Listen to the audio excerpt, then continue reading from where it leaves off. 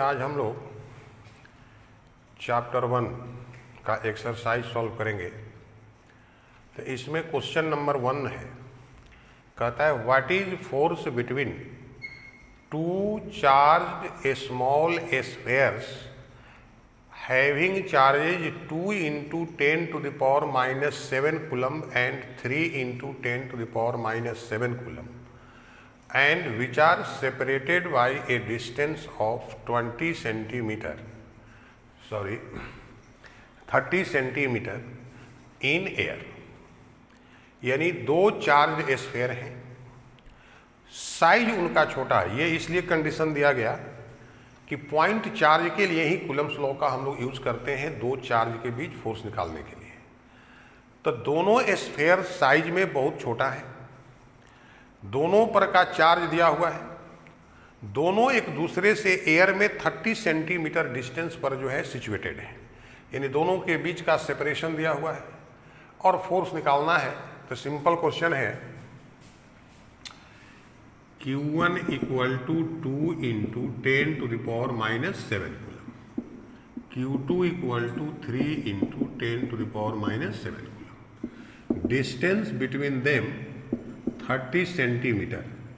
तो सेंटीमीटर को आपको मीटर में कन्वर्ट करना पड़ेगा, क्योंकि डिस्टेंस का एसआई यूनिट क्या होता है, मीटर। तो सेंटीमीटर को मीटर में कन्वर्ट कीजिएगा तो सेंटी जो आपका प्रीफिक्स है 10 to the power minus 2, यानी 30 into 10 to the power minus 2 metre equal to 0.3 metre. अब force between these two charge sphere F equal to, हम लोग क्या फॉर्मूला पढ़े, 1/4 pi epsilon naught Q1 Q2 by R square. Q1 Q2 और R ये तीनों known है। 1/4 pi epsilon naught का वैल्यू थ्योरी में हम लोग डिस्कस कर चुके हैं, 9 into 10 to the power 9। तो 9 into 10 to the power 9, Q1 2 into 10 to the power minus 7, Q2 3 into 10 to the power minus 7, R square 0.3 का स्क्वायर 0.9। तो F equal to 9 into 6, 2 into 3, 10 to the power minus 7 and 10 to the power minus 7, 10 to the power minus 14, अब plus 10 to the power 9 है, तो minus 14 and plus 9 कितना हो जाएगा, तो 10 to the power minus 5। तो 10 to the power minus 5, 0.09, इसको 9/100 यानी 100 को ऊपर ले सकते हैं, ये कैंसिल आउट हो गया। तो 6 into, अब यहाँ पर 2 जीरो है, 2 पावर कम हो जाएगा, 10 to the power minus 3 Newton. तो ये फोर्स निकल गया। पहला क्वेश्चन आपका सॉल्व हो गया।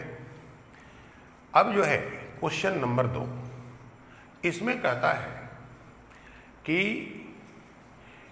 0.4 माइक्रो कूलम चार्ज एक स्मॉल स्फेयर पर एक दूसरे चार्ज स्फेयर के कारण 0.2 न्यूटन फोर्स लग रहा है। अब first question, if charge on second sphere is 0.8 micro coulomb, then what is distance between these two spheres. Second question is what will be the force exerted by first sphere on second sphere. Question simple है,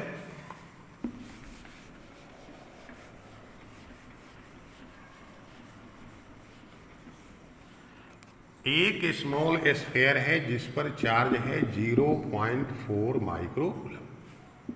तो 0.4 micro के स्थान पर 10 to the power minus 6, यानी 4, ये point है ना, इसको 10 to the power minus 7 coulomb लिख सकते हैं। सेकेंड स्फेयर का चार्ज है 0.8 माइक्रो कूलम। तो 0.8 into 10 to the power minus 6 coulomb, 8 into 10 to the power minus 7। अब क्वेश्चन ए है कि if force exerted by second sphere on first sphere is 0.2 Newton, F equal to 0.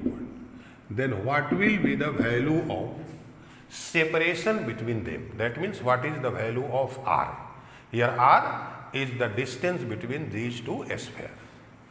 तो फिर वही simple coulomb's law, F equal to 1/4 pi epsilon naught Q1 Q2 by R square.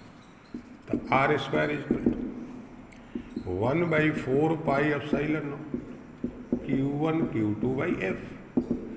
अब इसके जगह पर 9 × 10⁻⁹, Q1 4 × 10⁻⁻7, Q2 8 × 10⁻⁻7. F का value 0.2. इससे इसको काटिए, पॉइंट के चलते यहाँ 0 आगे और 2 बाद में कट गया. अब यहाँ 10 का पावर -7 है, यहाँ -7 है, -14 अब +9 -5 और 1 0 हो जाएगा -4. तो ये हो गया 9 × 16 × 10⁻⁻4.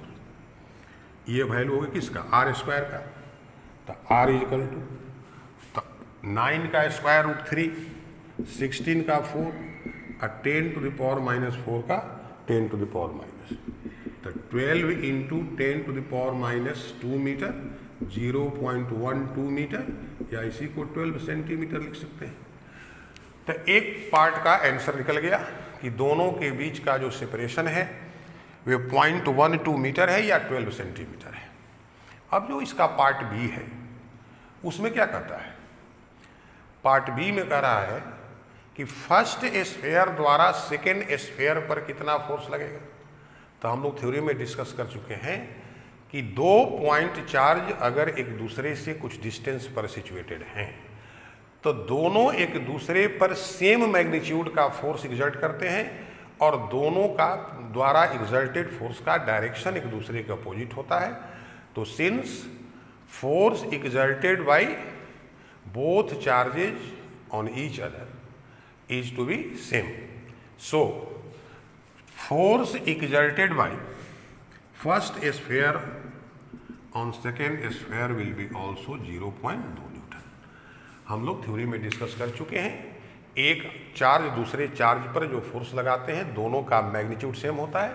तो चूंकि सेकेंड स्फेयर द्वारा फर्स्ट स्फेयर पर एग्जर्टेड फोर्स 0.2 न्यूटन है तो फर्स्ट द्वारा सेकेंड पर एग्जर्टेड फोर्स भी F इक्वल टू 0.2 न्यूटन होगा. अब इसके बाद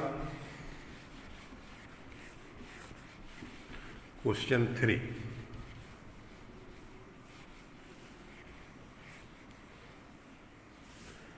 क्वेश्चन 3 में है एक रेशियो दिया हुआ है. कहता है कि so that KE² by GME MP is dimension less. इसके पार्ट बी में कहता है कि by putting the value of constants present in this relation find the value of this ratio. And this ratio what indicates this ratio. ये क्या indicate करता है? तो यहाँ पर जो सिंबल है, अब चूंकि आप पढ़ चुके हैं इसलिए सिंबल की चर्चा इस किताब में यहाँ नहीं की गई है. के यहाँ पर कांस्टेंट है जो हम लोग कूलम्स लॉ में यूज किए हैं. ई जो है magnitude of charge of electron and proton. Capital G gravitational constant जो क्लास 11th में हम लोग चर्चा की है. एम ई यहाँ पर मास ऑफ इलेक्ट्रॉन का सिंबल है और एम पी यहाँ मास ऑफ प्रोटॉन का. तो देखिए electric force between electron and proton Fe coulomb's law से K Q1 Q2. तो magnitude of charge of electron and proton is represented by small e. तो E × E that means E² by R². क्योंकि coulomb's law क्या है? K Q1 Q2 by R². Gravitational force between electron and proton F G equal to, formula होता है G m1 m2 by R square. तो मास of electron M E, mass of proton M P by R square, F E by F G, K E square, R square cancel हो जाएगा, G M E M P. अब यहां से देखो clear है कि K E square by G M E M P is ratio of two forces, so it is dimensionless. कोई भी आपका क्वांटिटी अगर एक ही तरह के दो फिजिकल क्वांटिटी का रेशियो हो तो उसका डायमेंशन नहीं होगा। तो यहां से ये प्रूफ हो गया कि this expression is ratio of two forces, so it has no dimension, इसके पास डायमेंशन नहीं है। एक बात आपका प्रूफ हो गया।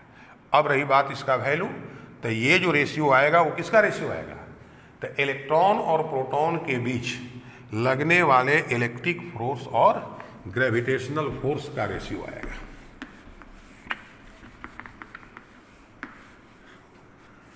तो F E by F G equal to G, अब वैल्यू रखिए, तो के जगह पर हम लोग पढ़ चुके हैं 9 into 10 to the power 9, E का value 1.6 into 10 to the power minus 19 होता है, स्क्वायर है, तो 1.6 into 10 to the power minus 19 divided by 6.67 into,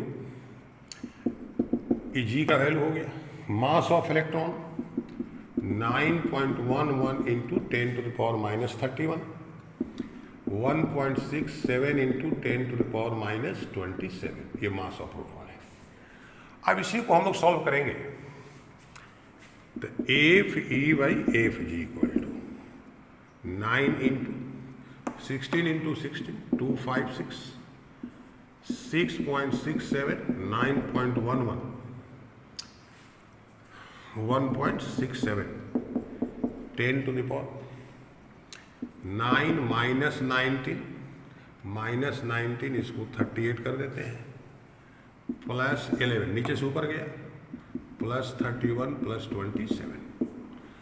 अब इसको सॉल्व कीजिएगा तो ये approximately 2.27 into 10 to the power 39। इससे क्या कंक्लूजन निकला, इससे ये कंक्लूजन निकला कि इलेक्ट्रॉन और प्रोटॉन के बीच जो इलेक्ट्रिक फोर्स है उनके बीच लगने वाले ग्रेविटेशनल फोर्स से बहुत ज़्यादा स्ट्रॉन्ग है, और स्ट्रॉन्गर कितना है, तो approximately equal to 10 to the power 39 times. इसको याद रखिएगा, कई बार ऑब्जेक्टिव में पूछता है इलेक्ट्रॉन प्रोटॉन के बीच इलेक्ट्रिक फोर्स ग्रेविटेशनल फोर्स से कितना टाइम्स ज़्यादा होता है, तो approximately 10 to the power 39 times. अब उसके बाद जो क्वेश्चन नंबर 4 है, उस 4 के ए में कहता है कि what do you mean by quantization of charge. तो हम लोग चार्ज की प्रॉपर्टी जो डिस्कस किए हैं वीडियो में, जब हम लोग प्रॉपर्टी जब चार्ज पढ़े हैं तो वहाँ हम आपको डिस्कस कर दिए हैं कि what is quantization of charge. तो वहाँ पर हम लोग क्या डिस्कस किए थे कि electrons are to be transferred from one body to another body in always in whole number, यानी if n electrons are transferred from one body to another body, the magnitude of charge produced on each body q is equal to ne. This is called quantization of charge। और इसी का part B कहता है कि microscopically हम लोग जब किसी बॉडी पर चार्ज को स्टडी करते हैं तो इस क्वांटाइजेशन को इग्नोर करते हैं। तो देखिए, चार्ज जब भी मिनिमम चार्ज हम लोगों को किसी भी बॉडी पर एक इलेक्ट्रॉन के चार्ज के मैग्नीट्यूड के बराबर 1.6 into 10 to the power minus 19, इसके बाद इसका 2 टाइम्स 3 टाइम्स 4 टाइम्स। चूंकि ये दोनों चार्ज जितने हैं ये बहुत ही इनमें मामूली अंतर है, और किसी भी बॉडी कंडक्टर पर जब चार्ज आता है तो उनके पार्टिकल भी एक दूसरे से बहुत क्लोज होते हैं। तो इसलिए जब भी हम लोग चार्ज को लेते हैं तो उसको कंटिन्यूअस मान लेते हैं, वहाँ क्वांटाइजेशन का हम लोग इग्नोर करते हैं। क्वेश्चन नंबर जो 5 है, कहता है कि when glass rod is rubbed with silk thread both becomes charged. इस फेनोमेना में principle of conservation of charge कैसे एग्री करता है, इसको भी हम लोग डिस्कस किए थे कि before rubbing total charge of glass rod and silk thread is equal to 0। When after rubbing both becomes charged, then one becomes positively charged and other becomes negatively charged. Magnitude of charge on both is to be same. The after rubbing total charge of both body is also equal to 0. That means before rubbing total charge is 0, after rubbing total charge of both are 0, which confirms that charge is neither created nor destroyed, it is only transferred from one body to another body.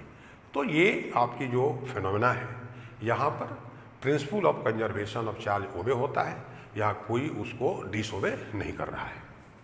इसके बाद question number 6 कहता है कि 4 charges हैं, point charges, 2 microcoulomb, -5 microcoulomb, 2 microcoulomb, फिर -5 microcoulomb are situated at vertices of a square of side 10 centimetre. Calculate net force on 1 microcoulomb charge situated at its centre. Question number 6।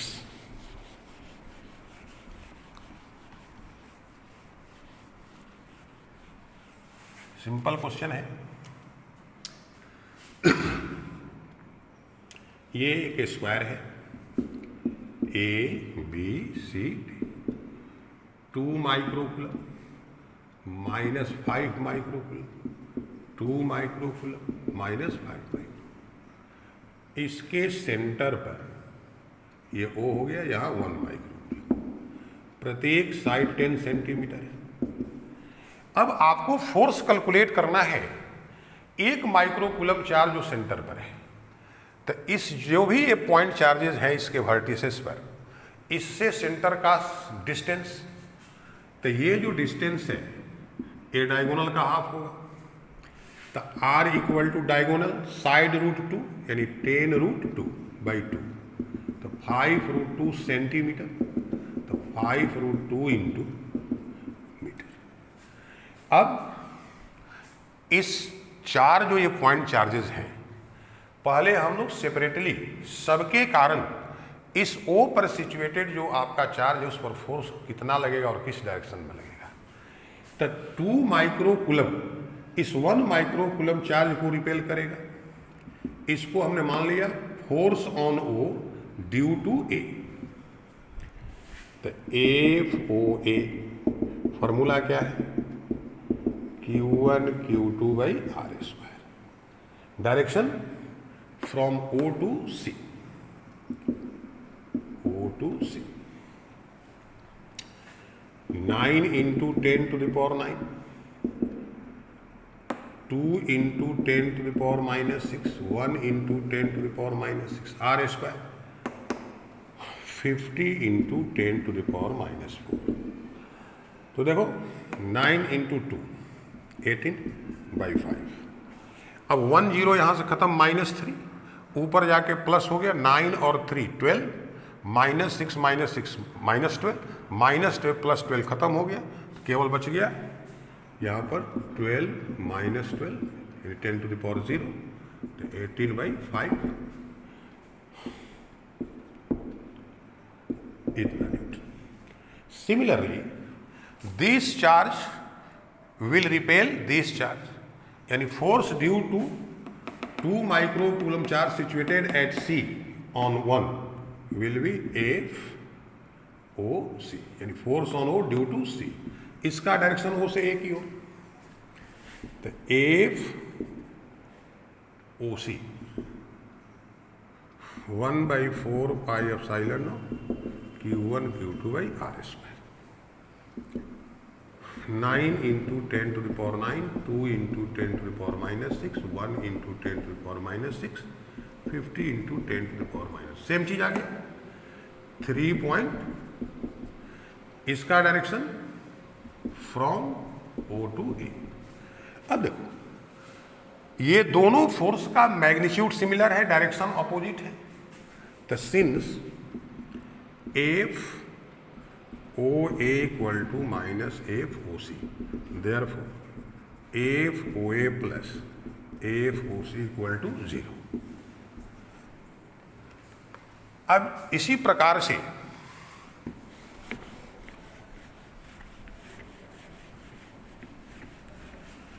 इस B पर situated charge इस O charge को अपनी ओर attract करेगा, F O B, तो F O B equal to formula वही, तो 1/4 pi epsilon naught 9 into 10 to the power 9, 5 into 10 to the power -6, 1 into 10 to the power है, तो यहाँ -5, लेकिन फोर्स में केवल मैग्नीट्यूड लिया जाता है।